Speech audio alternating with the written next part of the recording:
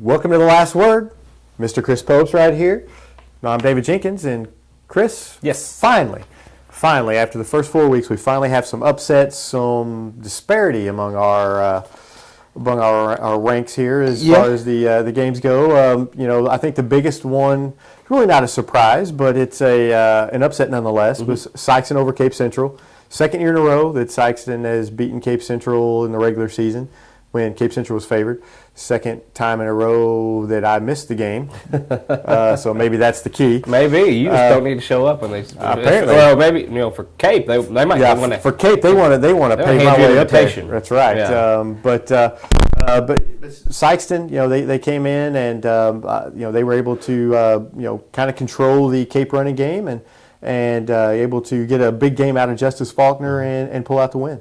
From what I saw and what I read and what I was told is that Saxon had some big plays. They didn't just run over the field all over them. They didn't do what they wanted to, but they broke a few big plays. And sometimes when you have two teams, it's close like that. That's all it takes. And for the most part, I think for what I saw as far as stat wise, that Cape Central, they kind of contained Saxon for the most part.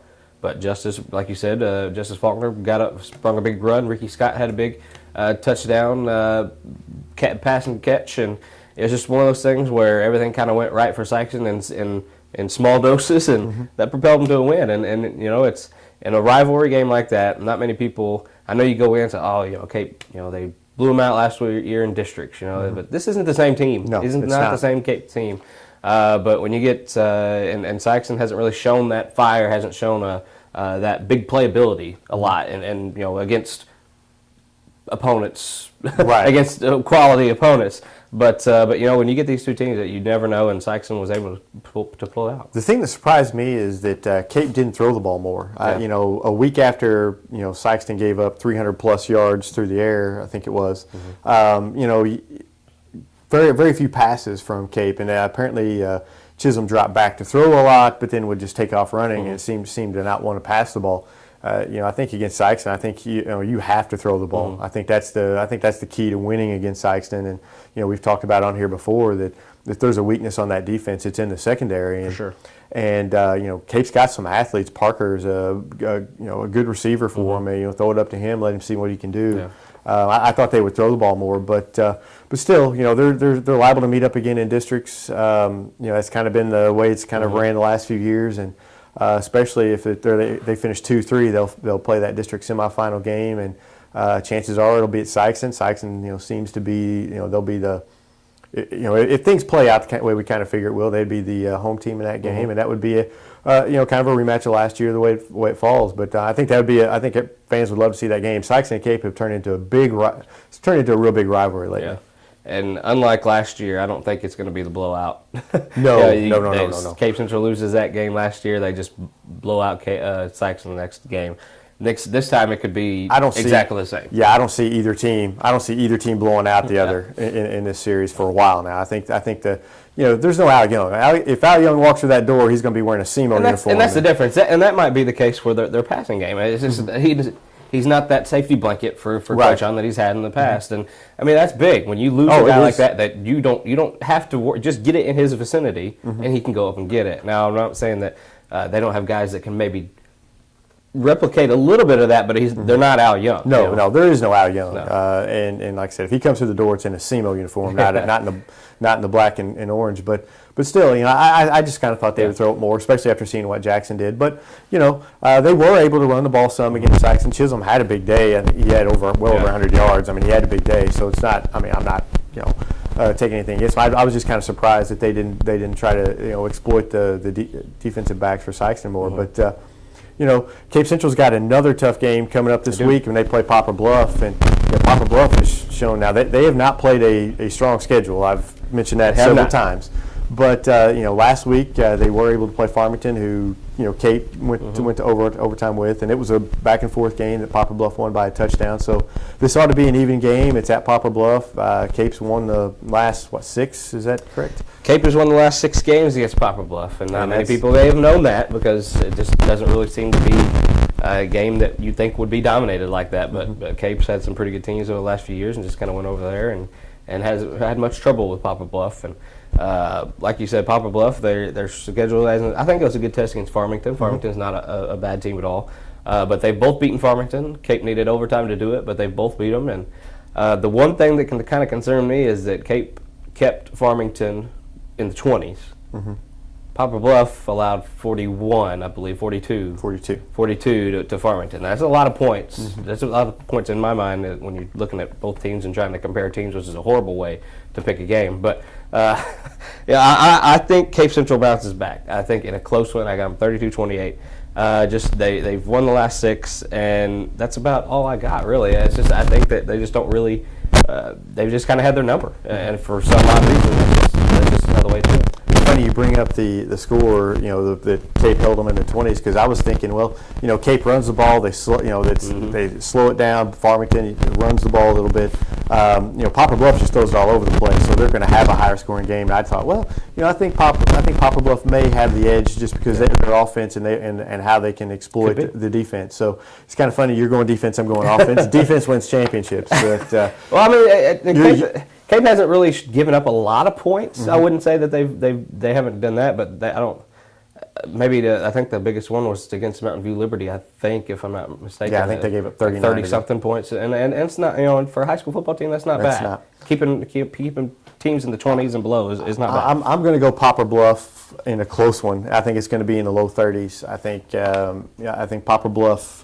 I think Poplar Bluff can score enough to win that game. I don't know if you control Chisholm, you control Harris. Do they have anybody else that can beat you? Is it Parker? Do they have someone else that can beat you? Need somebody to open up the runs for Quaychon Chisholm and Harris. Right. If they get those going and can get something over the top, right, they can be dangerous. Poplar Bluff, just by looking at their box scores, I haven't seen them, but just by looking at their box scores, they have weapons all over the place. They have all kinds of weapons, all kinds of speed.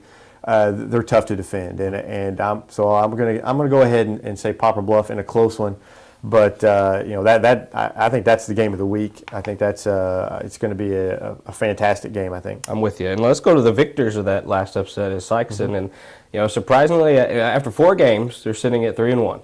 I thought they would be 2-2 after 4 games, but they've shown that after a blowout loss to Jackson that they rebounded, and they always play Cape, usually play Cape pretty well. Right. And going off and winning on the road, beating Cape in a game that they probably weren't pegged to win, how do they go from here? Well, I think they win this week. They're playing Dexter, and I'll talk about Dexter here in just a minute. But their biggest games are going to be Poplar Bluff, I think, and Farmington. I think those are the 2 games that they kind of have to look at is what kind of season are they going to have. I think they've got, they have, a chance to win conference. They have a chance to get that 1 or 2 seed in districts. But I think it's going to come down to those 2 games. It's going to really depend on those and how those fare out. And those are going to be a toss-up game. I think both of them, especially the Poplar Bluff game. It'll be interesting to see, but I think they're definitely on the right path. Their defense is always good. Yeah. Offensively, Dre Johnson has brought another dimension with his being able to scramble. That opens things up for Justice Faulkner to run the ball a little bit. I don't think they throw it very very well, but that's kind of been their the past few years. I mean, it's just the way it is. They've shown the ability to throw it when they can. So I think they're on the right track. I think there's 7-8 wins.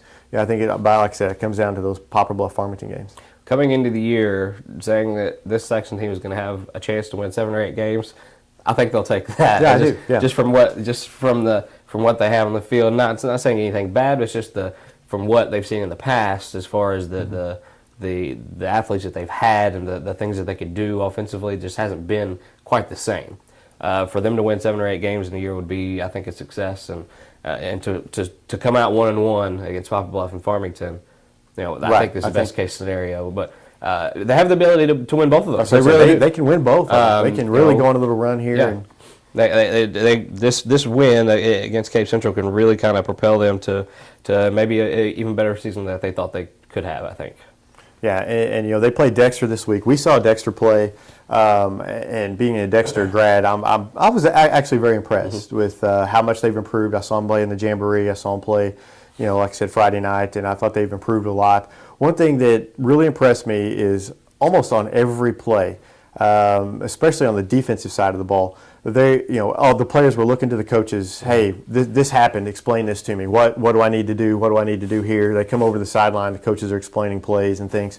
I think that Dexter. I mean, that's what you want to see. They're learning because they're a very young football team, and the coaches are coaching them up. I think that's good for the future. I don't think they win this week. I think Sikeston, wins by a few touchdowns, but the future looks good for Dexter. They got their first shutout since 2001 against Middle College last week, and 41-0, and that was the first shutout for Dexter. Sikeston, I don't think, doesn't care about that, to be honest with you, in this game. No. I've got Sikeston winning this one. Yeah, Sikeston wins that one. Let's get some picks here. Charlie's motioning for us to move it along here. We got Crothersville at Charleston. Charleston, so close to pulling an upset of undefeated Scott City last week. Thought they had them. 28-7. I was like, look at Charleston. Look at Charleston. Janarius Anderson had a first quarter to remember for Charleston. He had 4 first half touchdowns, 3 rushing and a return touchdown. Crothersville, they put it on Kennett and under backup quarterback Charles Galladay, who just went nuts. And I think Crothersville handles Charleston this week. I do too. Charleston is definitely improving, and it's good to see finally some improvement and to kind of be in some games where you might think that they might not be. But I take Crothersville in this one. We'll move on to the battle of, I think we can call this one the Battle of Scott County. Scott County. We have the Battle of Mississippi County, and we have the Battle of Scott County. This is the Battle of Scott County. Chaffee goes on the road to Scott City. 4-0 Scott City, by the way. Best start for the Rams since they started 6-0 in 2004. They have Braden Cox, who they can just give. Hey, 13 touchdowns in 4 games. Braden, go get us some yards, and he's a big kid that can get some yards. I think Scott City pulls us out 33-23. Yeah, Chaffee struggles on defense. They can score, but they struggle on defense, and I don't think they can stop Scott City enough. I think Scott City wins it. Scott City better start better than they did last week, though. Yeah, because Chaffee's going to be fired up for this game. Chaffee's going to be fired up, and if they get a good start, I think they can handle it. East Prairie at Malden is the next game. East Prairie, lost their quarterback last week. Not sure of the status this week, but Malden, they just put it on Kelly. They're rolling right now. I think Malden rolls. If you can remember, East Prairie kind of kept it a little close last year, but I don't think that's the case this year. Malden in a big one. Farmington goes to Jackson. Now this has kind of got a little bit of a SEMO conference implications as far as that goes. Jackson just gave up 62 last week. Yeah, Marion, Arkansas. Marion, Arkansas apparently had some speed that Jackson could not handle, but I think Jackson handles Farmington this week. It'll be a high-scoring game. Farmington isn't Marion, but I'm taking Jackson. Yeah, I think it'll be a high-scoring game though. Greene County Tech at Kennett. Kennett has just lost 3 straight and hasn't. I mean, it just seems to be falling off. But I think they right the ship this week. Greene County Tech comes in 0-2. And has been hammered in their 2 games. I think Kennett rolls. Taking Kennett in this one. It seems like a long way away since they won that opener against Fredericktown. Kelly goes to Portersville. Portersville suffered yet another loss to Piggott, Arkansas, going down below the border. But they get Kelly this week. And will Kelly score? My answer is no.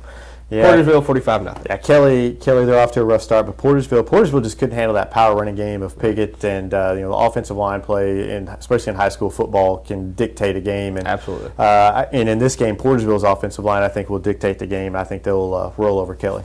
New Madrid at Hayti. Now Hayti is, I don't know if it's quietly anymore, but they are rolling. They are making a definite surge. They have outscored their opponents 210-12.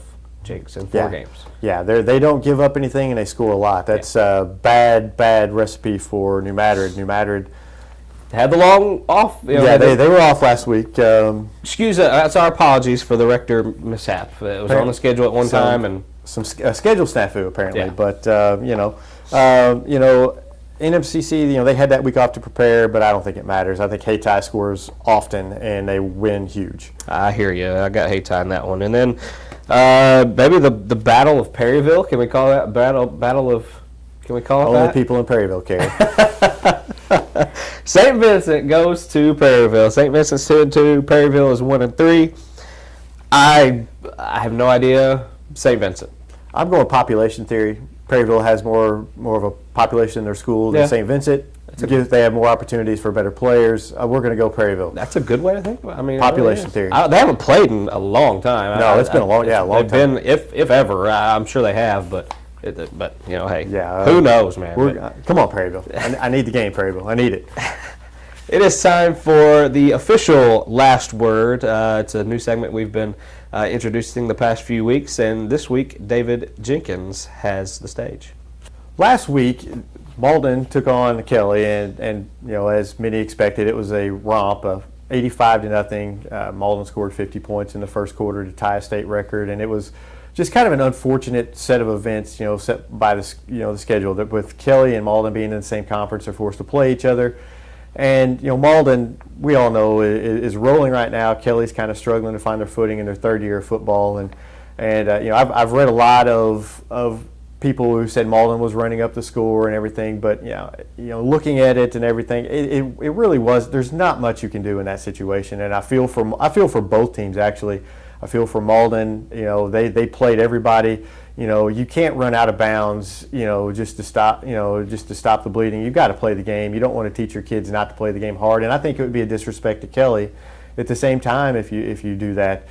So I don't fault what Malden did at all, but my focus is on Kelly, and I know they're in the third year of the program. They're having a tough time with it this year. They haven't scored in the first 4 games, and I just hope that as a school they stick with it. The fans stay behind them. It is a tough go of it. Football is not something you can just start and just have immediate success. And Donovan will find that out as well. And I just hope if you're with Kelly, stick with it. Keep playing hard. Eventually you will have success. And just keep playing hard. You're going to score this year. You're going to have some success, not just this year, but in the future. But I just hope that the fans and everything stick behind them. And that's my last word for this week. Good stuff from David Jenkins as always. And Jenks, that's it. That's our episode of this week's episode of The Last Word. So be sure to tune in next week, and thanks for watching.